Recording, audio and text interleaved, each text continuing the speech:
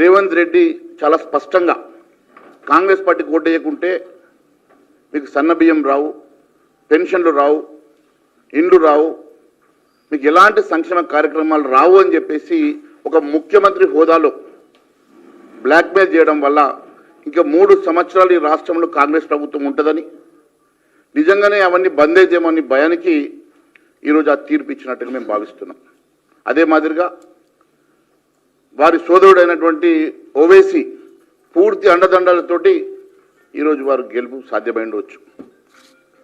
మరోవైపు అనివార్యంగా వచ్చినటువంటి ఎన్నిక టీఆర్ఎస్ అభ్యర్థి చనిపోవడం వల్ల కొంత సింపతి ఫ్యాక్టర్ తోటి వారిద్దరి మధ్యలో పోటీ జరిగిండవచ్చు. కానీ యావత్ భారతదేశం ఈరోజు నరేంద్ర మోడీ గారి నాయకత్వాన్ని బలపరుస్తున్నట్టుగా కనివిని ఎరిగినటువంటి రీతిలో ఈరోజు బీహార్ ఎన్నికల ఫలితాలు మీరు చూస్తే అర్థమవుతుంది.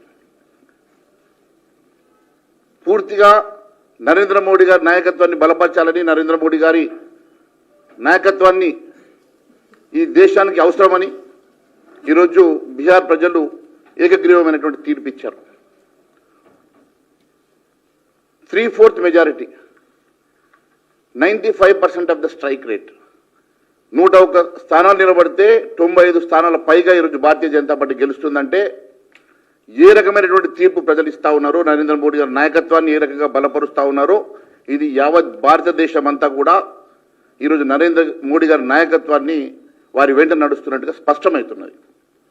ఈరోజు భారతదేశం ఉన్నటువంటి క్లిష్ట పరిస్థితుల్లో నరేంద్ర మోడీ గారి నాయకత్వం ఈ దేశానికి అవసరమని చెప్పి మరొక్కసారి దేశ ప్రజలు వారి వెంట ఉన్నట్టుగా స్పష్టమవుతా ఉన్నది. రేపు రాబోయేటువంటి ఏ రాష్ట్రం ఏ ఎన్నికలు వచ్చినా ఇదే మాదిరిగా తీర్పు ఉంటుందని కూడా మీకు తెలియజేస్తా ఉన్నాం.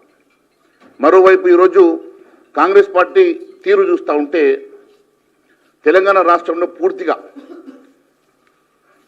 అప్రజాస్వామ్యకంగా ఎమ్మెల్యేల చోరీ నడుస్తూ ఉన్నది. ఇతర పార్టీల నుంచి ఎమ్మెల్యేలను తెచ్చుకొని గంప కింద కమ్మేసుకొని ఏదో మాకు బలం ఉన్నట్టుగా భావిస్తూ ఉన్నారు కదా. నిజంగా మీకు ప్రజాస్వామ్యం మీద చిత్తశుద్ధి ఉంటే వెంటనే వారందరినీ కూడా రాజీనామా చేయించేసి ఎన్నికలకు వెళ్ళాలని చెప్పేసి మేము డిమాండ్ చేస్తూ ఉన్నాం. అంతేకాదు, ముఖ్యంగా మీరు చూసినట్టయితే వెస్ట్ బెంగాల్లో హైకోర్టు ఇచ్చినటువంటి తీర్పు మీరు ఒకసారి చూస్తే ఖచ్చితంగా ఆ తీర్పు ఈ రాష్ట్రానికి కూడా వర్తిస్తుంది. కాబట్టి ఖచ్చితంగా ప్రజాస్వామ్యాన్ని కాపాడాల్సిన బాధ్యత మీ మీద ఉన్నది. మీకు నిజంగా కూడా ప్రజాస్వామ్యం మీద నమ్మకం ఉంటే వెంటనే రాజీనామా చేసి ఎన్నికలకు రావాల్సిందిగా కోరుతూ ఉన్నాం. అంతేకాకుండా ఈ రకమైనటువంటి బ్లాక్మెయిల్ రాజకీయాల్ని మానుకొని ప్రజాస్వామ్య పద్ధతిలో మీరు ఎన్నికలు నిర్వహించాలని చెప్పి కోరుకుంటా ఉన్నాం.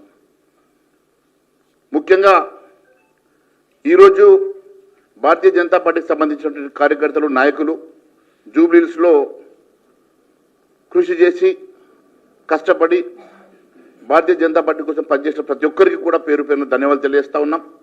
ఖచ్చితంగా అధ్యక్షుల వారు చెప్పినట్టుగా రేపు రాబోయేటువంటి ప్రభుత్వం తెలంగాణ రాష్ట్రంలో భారతీయ జనతా పార్టీ ప్రభుత్వమే వస్తుంది.